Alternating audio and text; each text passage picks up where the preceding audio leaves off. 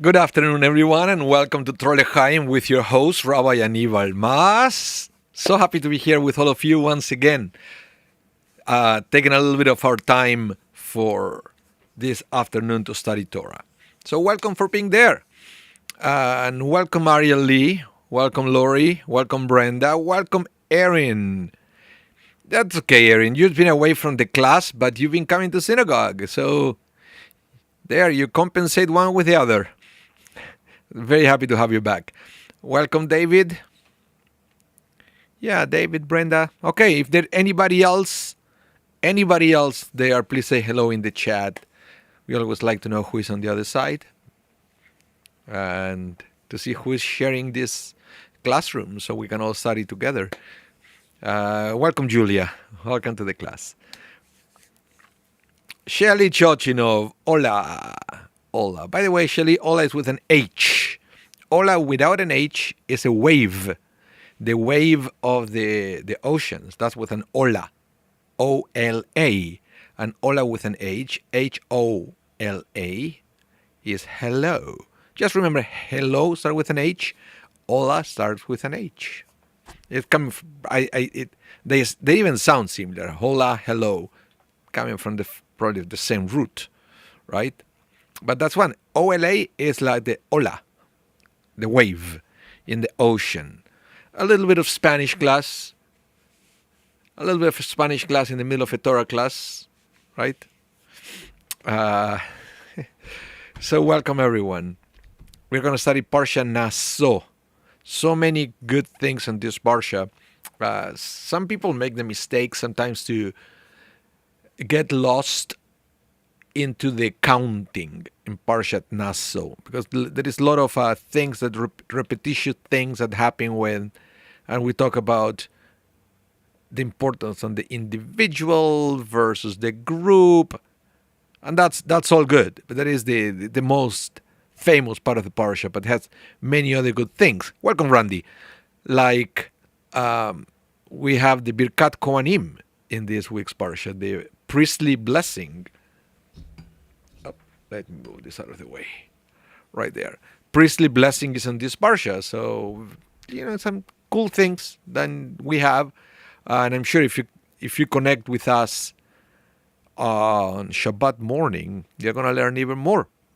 Rabbi Carney is going to be teaching from the Bima this Shabbat. Welcome, Elkanah. Welcome to the class. We are going to give a couple more minutes for people to join, and then we are going to dive into the content of this week's Parsha. That's, We've been reading the same Parsha during weekdays for 2 weeks now, because remember, last Shabbat was interrupted by Shavuot. So it was kind of weird, the cycle of the reading of the Torah this week. Longest Parsha, I'm not sure if the longest Parsha, Erin, it might be. It has a very long part, which is all the present from all the leaders of the tribes.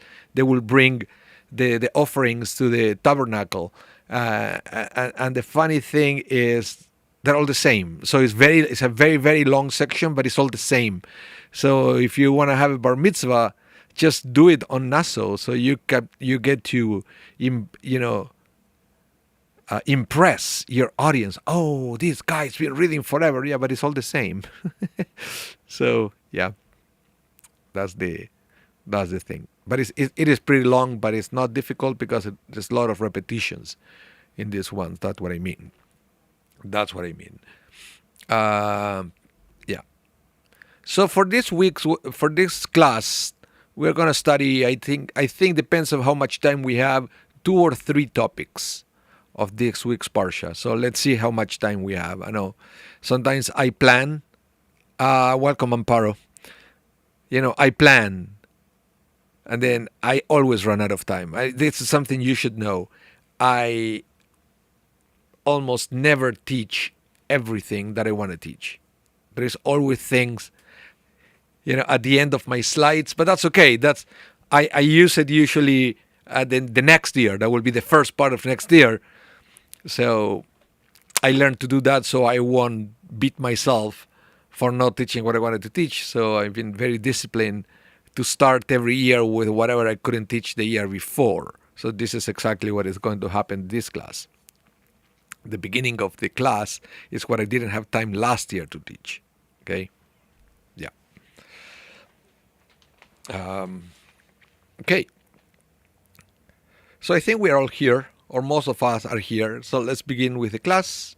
I'm going to bring...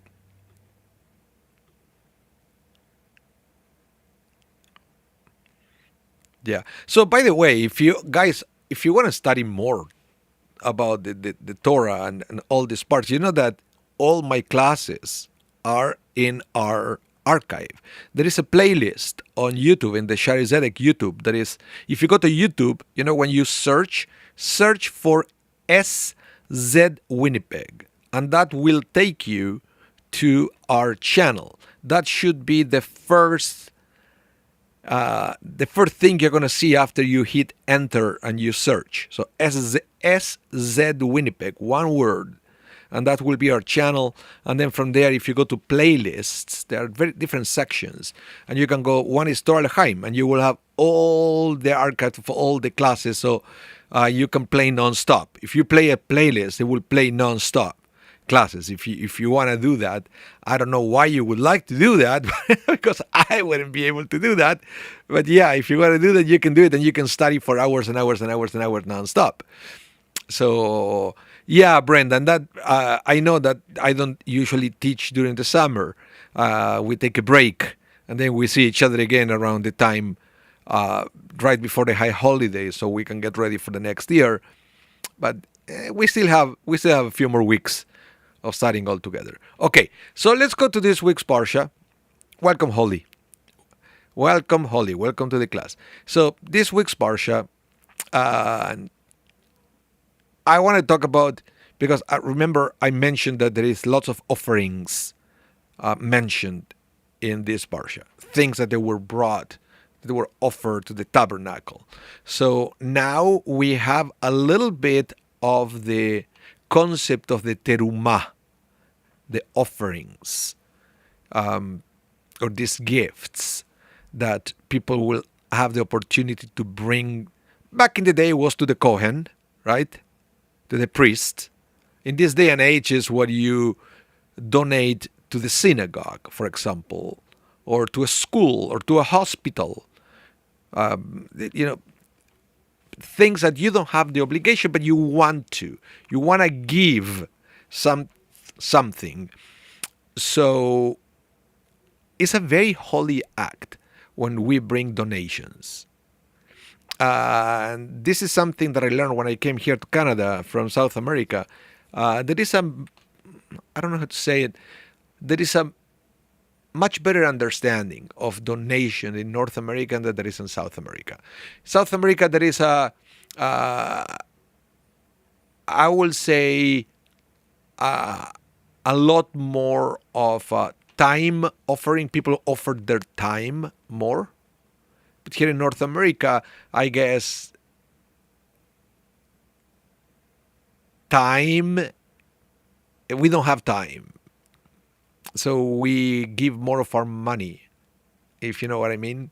It's just, I don't know if it's cultural or thing, but it's, yeah. So there is all this concept of sometimes we donate our time, sometimes we donate our money, but it's all part of our terumot, our offering, our gifts that we give to others. Sometimes our gift is our resources, sometimes our gift is our time. Both equally valuable, both equally important. That's why I will say in every society, it is important that some people contribute with their time and some people contribute with their money, because both are necessary. We give what we have. We give what we have. And we live in a society that sometimes people have more time than money. And another societies that some people have more money than time, because they use all the time to make the money. Maybe one day we should talk about that. Okay, so the Torah is talking about the teruma, and how should we understand the concept of the teruma, the concept of these donations, from a theological point of view, if you want? What is God saying about what we give to others? So this parsha has a lot to say about that. I will read now from Book of Numbers, chapter 9, verses 9 to 10. And it says, "And every portion from any of the holies that the children of Israel bring to the Kohen," the Kohen is the priest. Kohen is the priest. So every donation that the children of Israel bring to the priest shall be his. A man's holies shall be his, and what a man gives to the Kohen shall be his. You know what is interesting here? Who is the subject in this verse? Who is the his? Read it again. Take a minute. Look at the screen. Read it again. Of course, because of the context, we can suppose that when he said, everything that you give to the Kohen shall be his, that his is the Kohen. Okay? But grammatically, it's not clear. We are making an assumption based on context. But technically, it's not clear who is the recipient of this donation. Do you understand about that? Why the repetition about the Kohen? It's because it's two different verses, okay?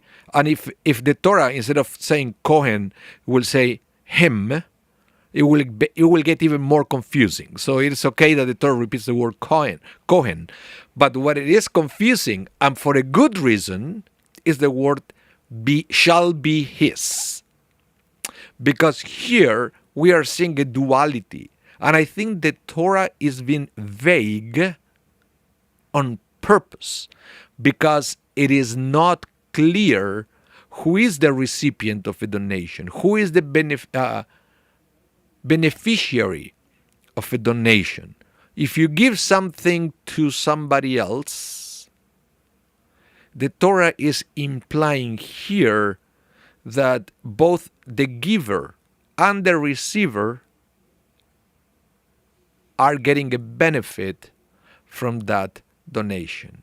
You understand that? So when you make a donation to the synagogue, for example, the synagogue enjoys the donation, but also you enjoy, or you get to enjoy the joy that the giving gives you. So every time we bring an offering, the receiver and the giver both get benefit from that action. And this is the beauty. And sometimes because we assume, we try to understand context, but take a second and just read it for what it is. It's not clear who the beneficiary is, and it's because it is both. It is both. So, Aaron, it's the feel good about the giving.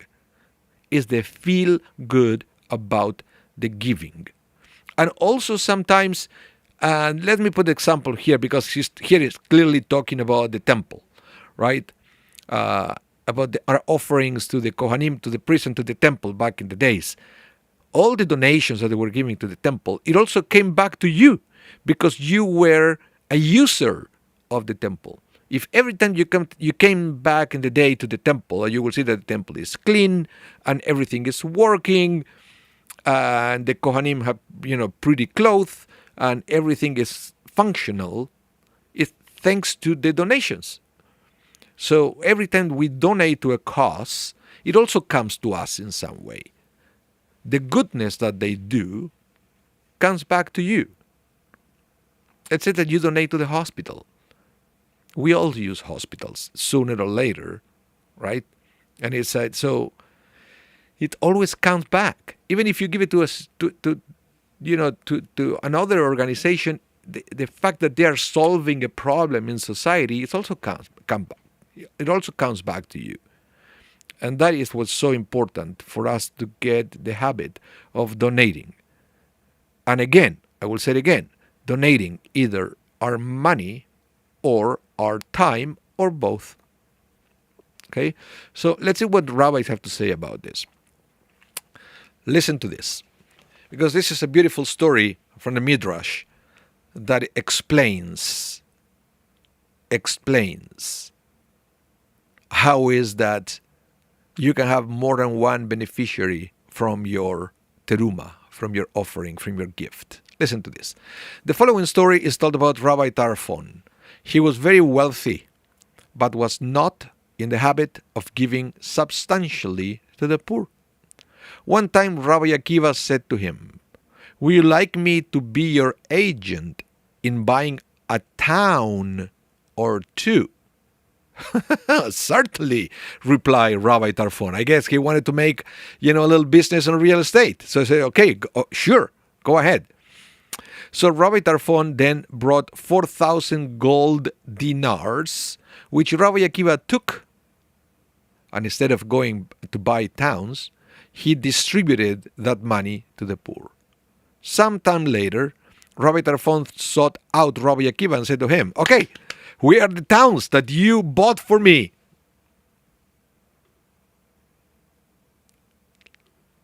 Rabbi Akiva took him by the hand and brought him to the Beit Midrash, to the study house, and brought over a child with a book of Psalms in his hand. The child read Psalm 112.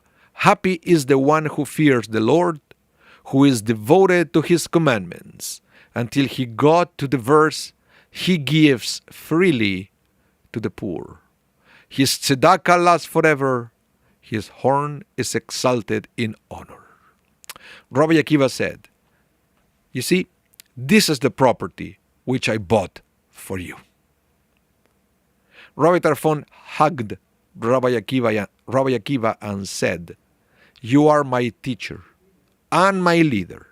You are my teacher in wisdom and my leader in derech eretz, proper conduct." Then Rabbi Tarfon liberally gave more money. So, Jewish education, Jewish real estate, and absolutely. I read once, I think it was an article by one of the Chabad rabbis, not from Winnipeg, but one of the Chabad rabbis who was sent a letter to his congregation regarding donating a Sefer Torah scroll. Because it's very common in Judaism, when you want to make a big donation to the shul, what you do is you buy a Torah and you donate the Torah to the shul. But the thing is, how many Torahs do you think a shul actually needs? There is a limit, because there is a point that we can't even put another scroll in the Aron Kodesh, in the Holy Ark. And if you really want to honor somebody, instead of donating a Torah to the shul, that we already have a lot, support Jewish education. And he was saying that the impact is way more than donating a Torah scroll to the shul. And I just holy, when you wrote Jewish education equals Jewish real estate, it kind of reminded me of that. Erin, you have a question here. It says, "Is this how the Kohanim somehow received the Korban Pesach?" Well, Erin, the Kohanim, the priest, by law, and this is in the Torah, they will receive regularly part of the sacrifices. So not all the sacrifices were completely consumed by the fire. Those were only what we call the olah. Unfortunately, the translation is Holocaust. There were sacrifices that were completely burned on the altar. That's why what happened during the Second War with the Nazis was called Holocaust, because of all the people that they were completely burned. but it's coming from the Torah, the concept of this sacrifices completely burnt on the altar. But there were other sacrifices that people would present at the temple, that not everything will be consumed by the fire. The rest of the meat will be part will be for the person coming to the temple with the animal, and the other part will be, by law, for the priests. So the priest had a built-in system to guarantee that they will have food, and eventually also terumot, other gift that people wanted to bring them. So it was a pretty sweet situation that they had, the Kohanim. Not so much the Leviim, the Levites, that they will rely on people's charity. And some of the Levites were actually very poor because they didn't have this mandatory system to constantly bring gifts for them. So they were in a very delicate situation, let's put it that way. But the Kohanim, they used to receive a lot of things. And it looked like historically some priests were more popular than others, because when you bring the gifts to the priest, you can choose to whom to give that gift. So also, I guess, it was probably like a popularity contest among the priests to be the ones receiving all these gifts, right? So, but let's go back to the story and how, you can see how all the money that Rabbi Tarfon donated, it eventually came back, because a stronger Jewish nation is also good for him. It's something for us that we need to understand, how every time that we donate, the benefits come back to us. Because a better society is also better for us. Now, in this text, and this is what I wanted to say, look at the way it ends. It said, Rabbi Tarfon hugged Rabbi Akiva and said two things. Number one, you taught me wisdom. Okay? And we all want wisdom. Wisdom is always good, because when you receive wisdom, the first thing what happened is you are not going to make mistakes. Usually the people sharing the wisdom with you are the people who already made the mistakes. So now that they made the mistakes, they can tell you what to avoid, so you won't make the mistakes. Of course, I can always learn by making my own mistakes, but I will be honest with you guys. I rather learn from your mistakes than my mistakes. It's less painful. Is faster learning, and so forth. So here, Rabbi Tarfon is thanking Rabbi Akiva. So because now Rabbi Tarfon learned how to not make a mistake. So he learned in a way that it didn't involve making a mistake first, so then you learn from your mistakes, which was wonderful. But then he's teaching us a new word, which is derech eretz. It has different translations. One translation is proper conduct, and the other translation is the way it is. This is the way it is. You know that when sometimes somebody, it happens to me, for example. Let me give you my example. I came to North America, to Canada specifically, from South America. I was born in Argentina, then I moved to Chile. And there are things, expectations, social expectations, that they are different in South America than in North America. Things that you just don't do. Or things that you do because that's the way it is. Everybody does that because it's culturally appropriate. In Judaism, that kind of thing is called the derech eretz, the thing that is expected from you to do. You shouldn't, this is the funny thing, you shouldn't wait for anybody to teach you, but you should know it. It's not something you learn at school, but you should know it anyway. That is derech eretz. It's something that is expected in society. It's like you go to a restaurant, and you have to tip. You have to tip the server. It's not written anywhere. It's not something that you're necessarily going to learn it at school, but it's expected. Everybody does it. So that is a perfect example of derech. It's something that is proper to do because it's part of the norms of society, right? Like when, if you enter to a room holding the door for the next person, it's also derech. Do you have to do it? No, you don't have to do it, but it's a proper way of doing it. It's proper conduct. It's the way it is. You hold the door for the next person. So, what Rabbi Tarfon is saying here, and this is also something that because it's not part necessarily of the school curricula, you should also be thankful to have somebody in your life to bring this to your attention. Because by learning those little things, you are going to be a more functional member of society. So in this case, what Rabbi Tarfon learned, that giving tzedakah, giving charity, is part of derech eretz, is part of the expectations of society.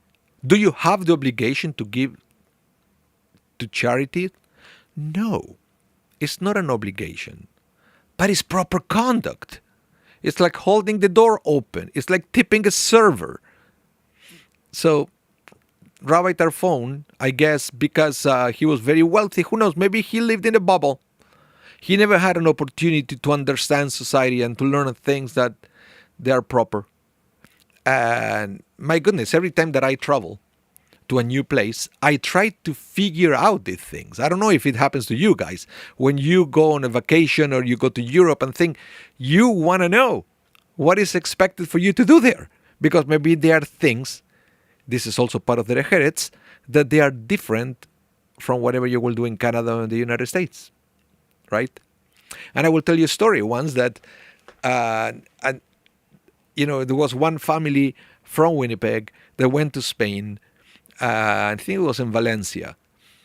And they were at a restaurant and they wanted to know what was the tipping tradition in Spain. Because sometimes you don't want to give too little or too much, right? And just by doing this, they happened to, because they wanted to figure out that they were in Spain. Who speak English here? Because I have a question for, he was talking to other tables. Anybody speaking English here? And one family said, yeah, we do.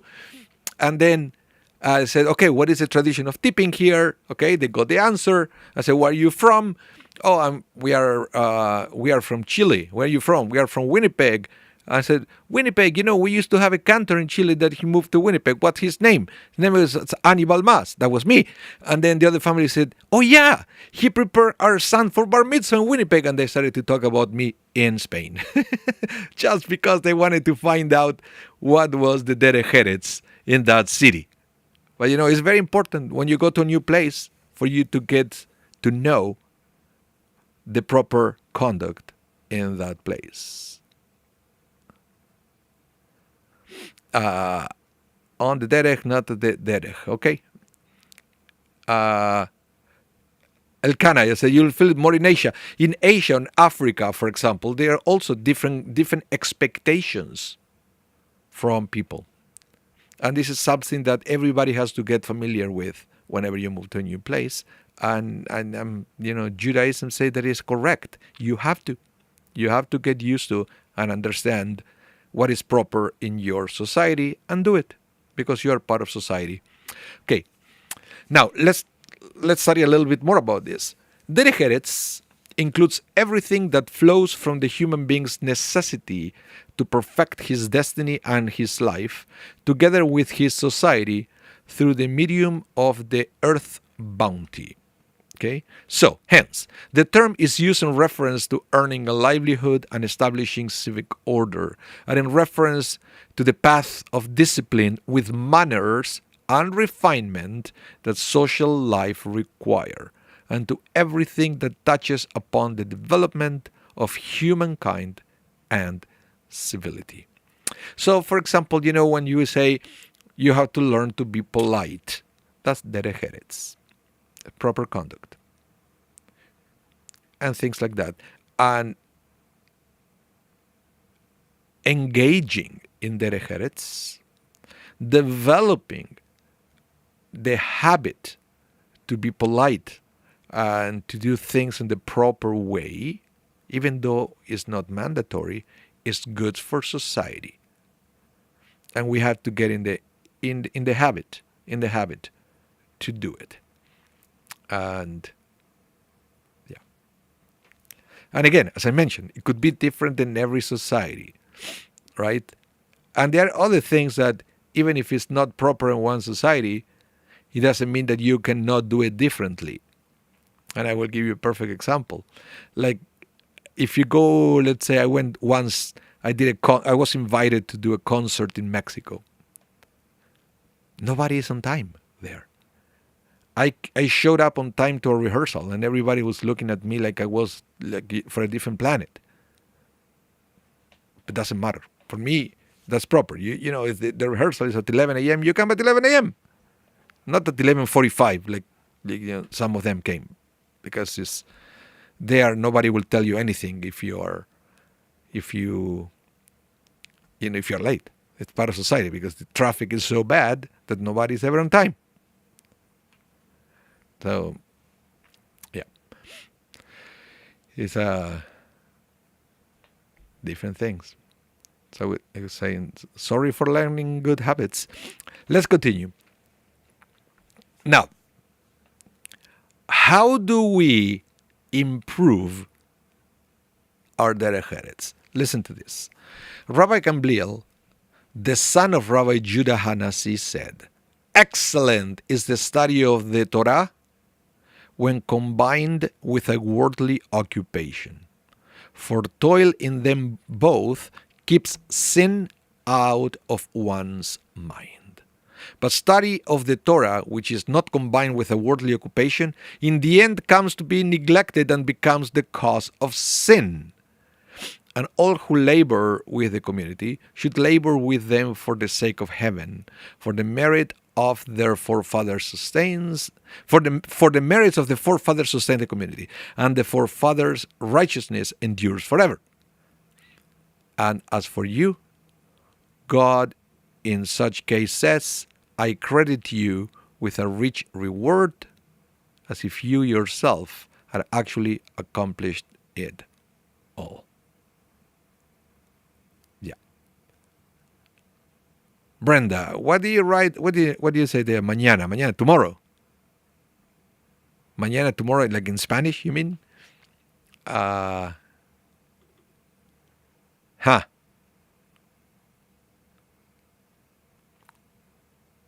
Okay. So, tomorrow.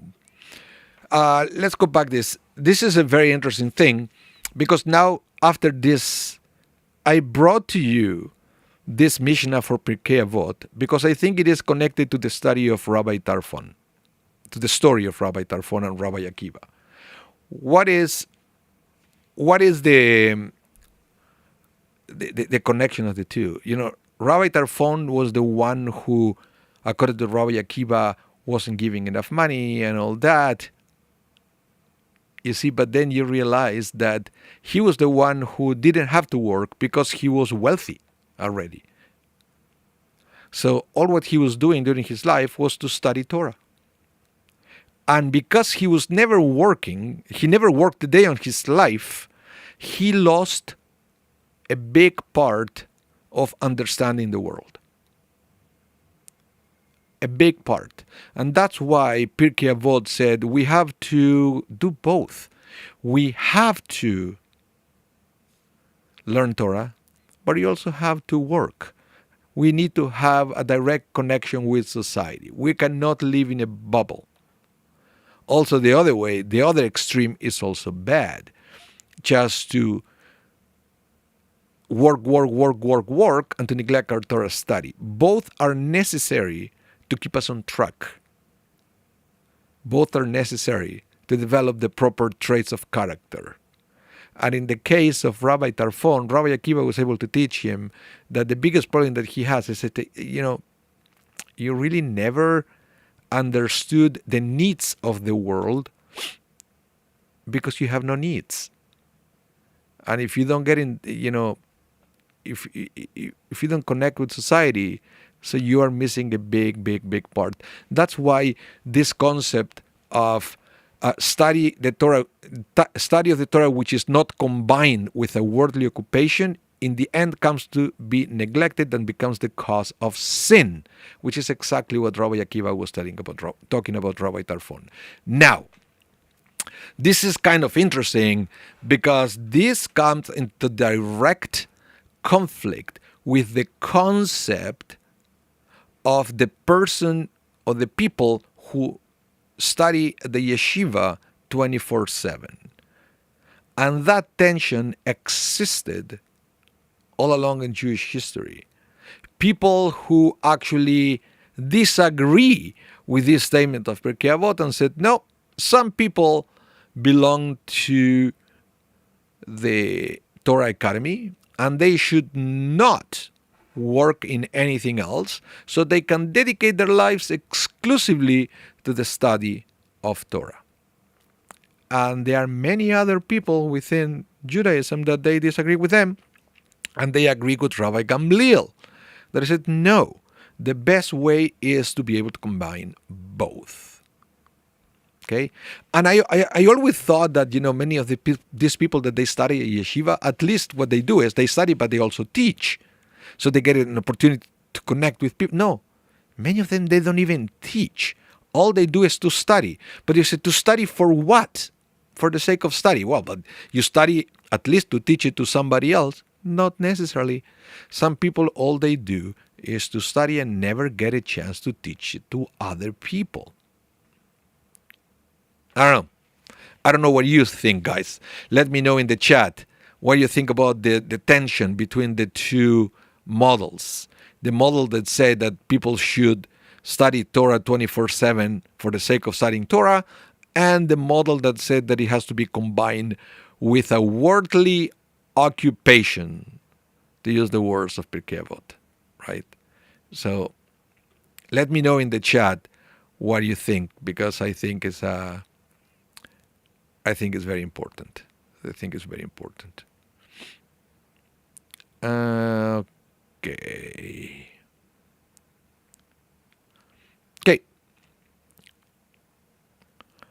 Erin, you said, say with some Haredim, and you say, yeah. You got it. You got it, Erin. That's exactly what I'm talking about. Now in Israel, it's a big issue.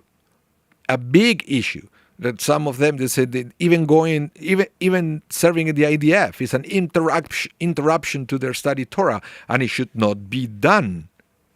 But if you ask me, it's in direct contradiction with the Mishnah of Pirkei Avot, that is that it should be combined with, again, I will use the word of the Mishnah, worldly occupation, right? Yes. Brenda, you're talking about Mexico. Yes, in Mexico, everything is tomorrow. Or in a little, or tomorrow, yeah. It's very common there. But it's time is relative in Mexico. But I don't blame them, because I've been there. And I know many people, when they go to Mexico, they just go to the resort and they stay there all the time. If you go for a week, 2 weeks, all you do is staying in the resort. City, and you try to drive, you will realize how bad the traffic is. So you can't really do that. It's yeah. Let's continue. Now, Rabbi Ishmael, son of Rabbi Nachman, said, Derech Eretz preceded Torah by 26 generations. This is the meaning of what it is written, to guard the way of the tree of life. That I will show you the verse in a minute. It said, the way refers to Derech Eretz. Afterwards, the tree of life, which refers to the Torah. The verse says there, humankind was driven out, and east of the Garden of Eden were stationed the cherubim and the fiery ever-turning sword to guard the way to the tree of life. Okay? So the way comes first, tree of life comes after. So what happened here, and I talked with you guys about this many times. We study this when we study the concept of counting of the Omer. Why do we have to prepare ourselves for 49 days before we receive the Torah? It's almost like you have to prepare yourself for 49 days before you even qualify to receive the Torah. This is part of the same concept.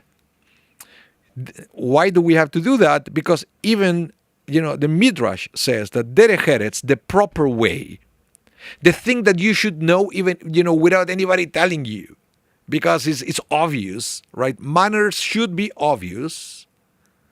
It metaphorically, it says it came 26 generations before the giving of the Torah.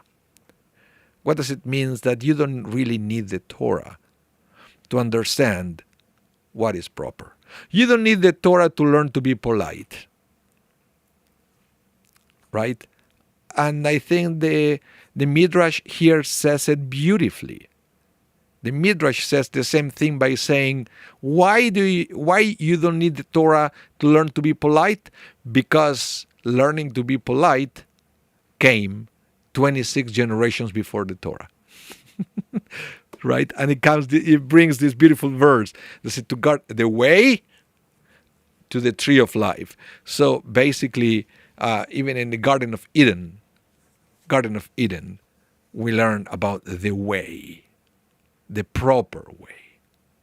And from there, from the beginning of creation, we should have known that. This also came during the time of the flood, when God punished society. And then you may ask, what right did God have to punish society if the Torah was not revealed? So they didn't know the law. They didn't know the details of the law. But they should have known derech eretz. They should have known that it's not proper to steal from somebody else and so forth, and to kill somebody else. That is kind of obvious. So derech eretz, if you think about it, there are things that they are kind of obvious when you look around. Erin, what about Musar? When Musar came in, I'm not an expert in Musar, and we had, this past Saturday we have with Steve Moskovich that he talked about Musar. So if you want to learn more about Musar, I would recommend to play that video from YouTube. Yeah. Now, let's continue a little bit more with this. Upon reflection, we will see that character traits and attributes are an introduction to the Torah and the primary foundation of the essence of a person, without which a person is not worthy at all of Torah. Understand? This is what I was saying. Derech eretz, being a good person and being polite is a prerequisite to accept the Torah. Otherwise, the Torah cannot do much for you. If you don't start doing that work on yourself, on your traits, on your manners, even before you start studying Torah. This is the intent of the rabbis. Derech eretz preceded Torah by 26 generations, for all of the good character traits and attributes are included in derech eretz. They were ingrained in human nature, and for them there is no need for giving of the Torah. The Torah was not given to teach us to be polite. We should know that. The giving of the Torah comes to build on these traits and attributes. So you see, once you get your foundation of the good traits, then yes, the Torah will take you to the next level. So the giving of the Torah came to build on these traits and attributes and to command him to continue to rise heavenward to even higher levels, transcending those which are in the realm of derech eretz. Derech eretz is your foundation. The Torah will take you to the next level, but only if you have that first level that you should build by yourself.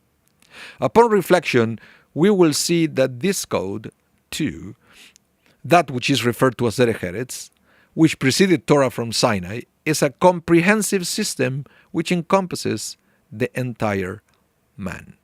So,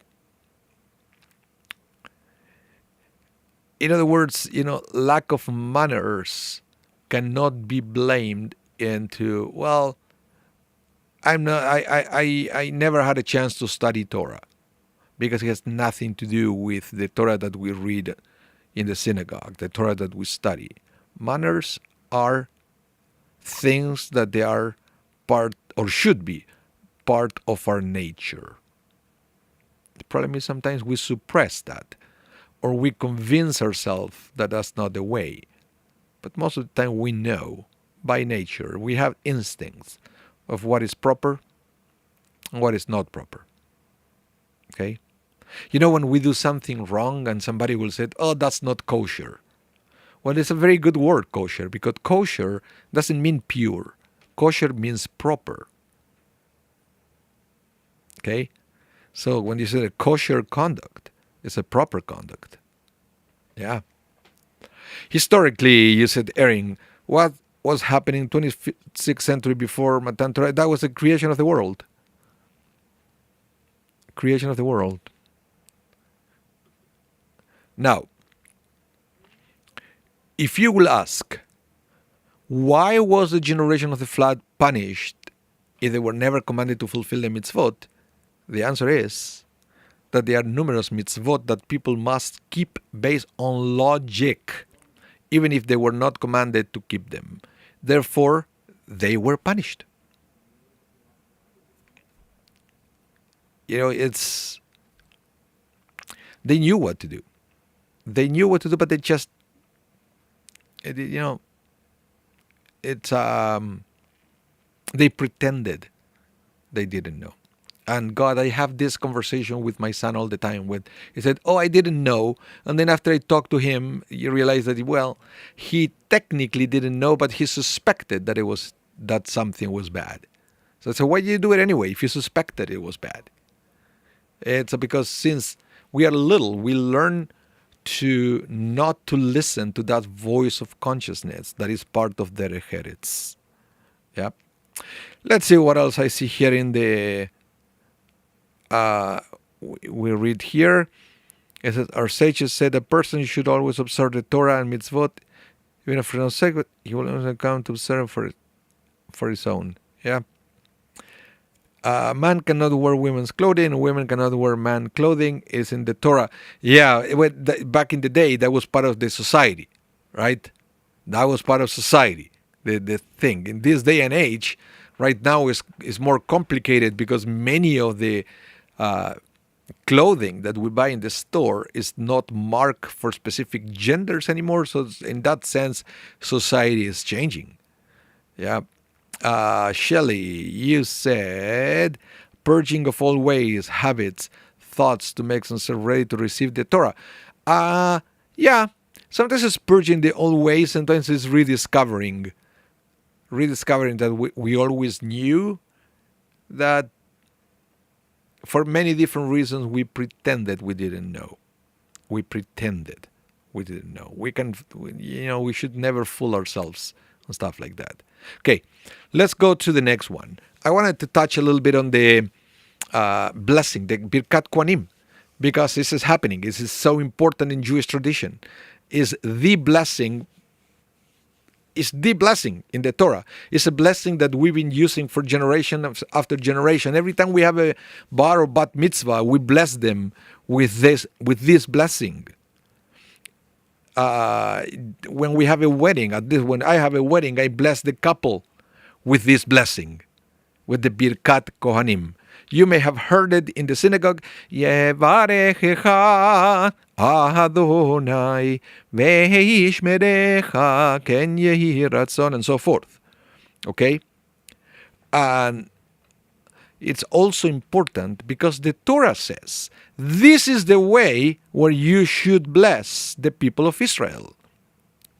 So if the Torah says that this is the way it should be done, So that's why we do it. Now, the little trick here is this was a commandment to the priests.